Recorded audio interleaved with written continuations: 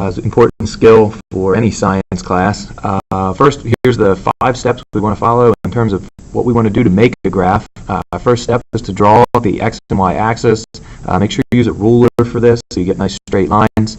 Then you want to label them and include the units with those labels as well. Label your x and y axis. Step 3 then is to give your graph a title.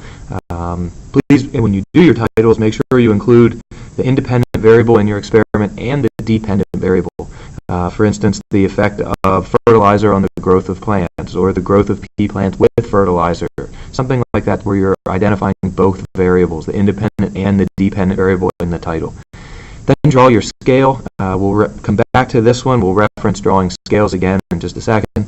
And then finally plot your points as accurately as you can and connect the dots. If we talk about linear regression or some sort of statistical analysis to do on a graph, specifically where we're going to do that differently, I'll make sure that you're aware of that. But for the most part, we just need to make sure that we plot the points and connect the dots. So here's a sample of what a graph with some data set on the growth of a pea plant over a certain number of days. Notice that we have our data set over here, days 1 through 5 matched up with the heights of the plants. In the case of this specific one, we've made a pretty glowing error in setting up the graph, and it was one of the steps where I mentioned about drawing your scale and making sure that it's consistent. Notice over here on the y-axis we start with one block being 5 centimeters, then we jump to 12. So we're making each block count the same as the data points, which is not accurate. We don't want to do that, because then when we look at the line of the graph and we try to interpret what it means, it's saying that we had consistent growth. For every day, it grew the same amount.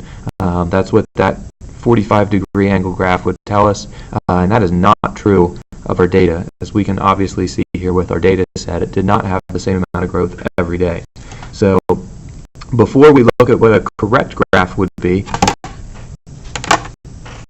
let's just reference one more time here what we need to put on our graph with this sample. Maybe you want to add this into your notes. Make sure you have a title that mentions your independent and dependent variable. Make sure that you have labels on both axes, including the units of measurement. That's really important to have. And then finally, to fix the error from the last graph, let's make sure that our scales are consistent. If we say that one box equals 10 centimeters, it always needs to equal 10 centimeters. So looking at what a completed graph that is correct would look like, here we have the same data plotted correctly. We have our label with units, again on the x-axis, label with units.